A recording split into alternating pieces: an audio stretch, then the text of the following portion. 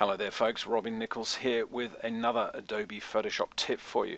Today I'm going to talk about the adjustment brush, and the adjustment brush you'll find in the Camera RAW processing window. Now don't panic, it doesn't matter whether you've got Adobe Photoshop CC, CS6, CS5 or even CS4, the adjustment brush is pretty much the same throughout these tools or versions. So we've got a photograph here that I took 3 or 4 years ago of an old male lion. You know, it's a pretty cool looking shot, or so I thought, but of course it turns out to be a bit dull.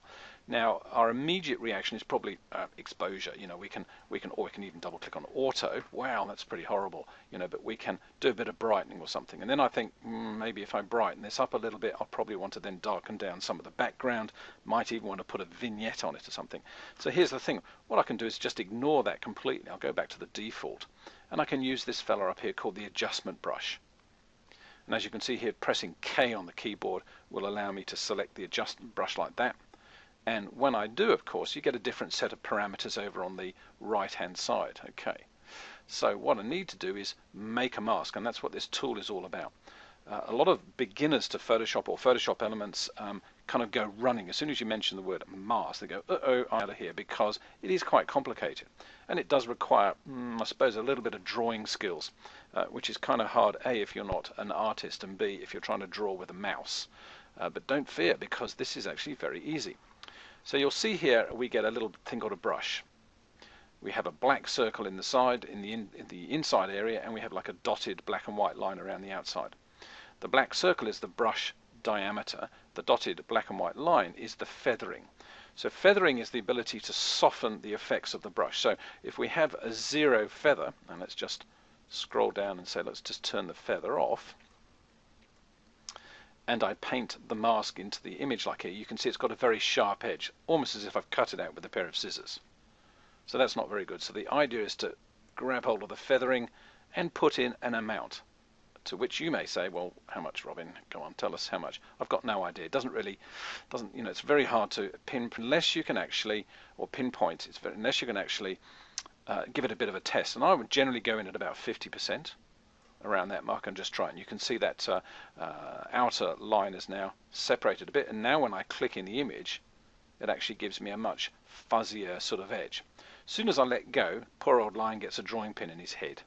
And that just shows you that that is one particular mask, and around it the red overlay is the extent of the mask. So I'm just going to very quickly just go around the main area up the top here. So you can see I'm going very quickly because I've got a soft, fuzzy, furry, feathered edge here. I don't worry too much about how accurate.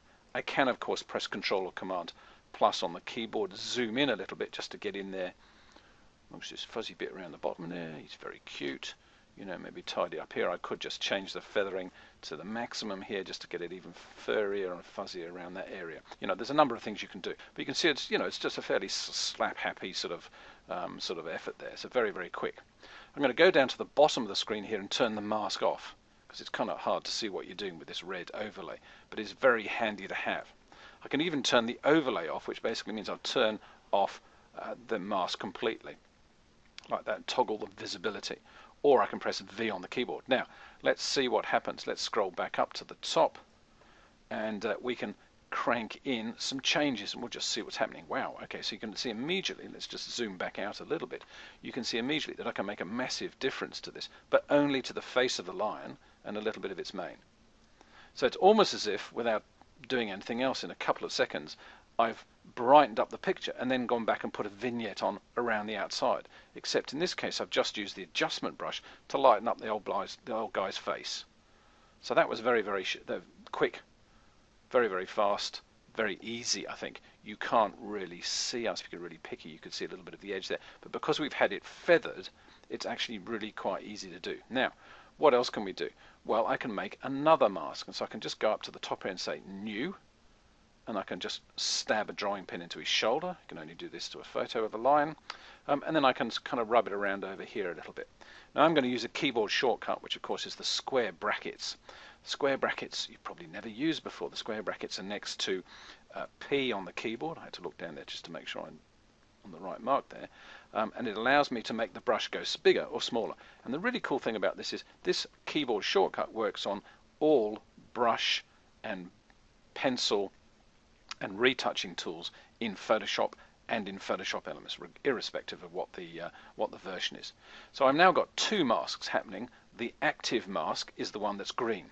So if I want to go back and tidy up the face mask, the face mask, I can just click on that, then it goes green, and for example I can just bring it down in brightness a little bit, go back to the shoulder here, and in this case I might just change the clarity a little bit, and I might just change the color a little bit. So I could pull the color down just a little bit, so instead of going too colorful, I can just bring the color down to a little bit sort of negative, even like that.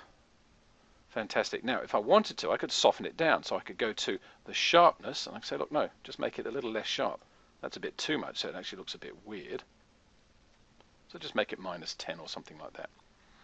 I'll go back to the face, and just to finish this little guy off, still think he's probably a little bit on the bright side, so I might just pull the contrast down a bit, maybe pull the highlights down a little bit. That's better.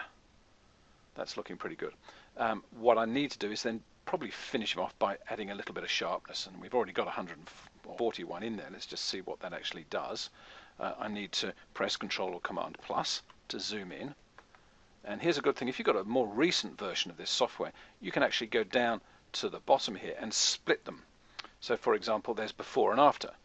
So it just gives you an idea of what it looked like, because I don't know about you, but certainly when I'm looking at a picture, I'm thinking, wow, that looks fantastic, and you forget what the original looks like. So having a reference point to what it was before and what it is now is a huge advantage.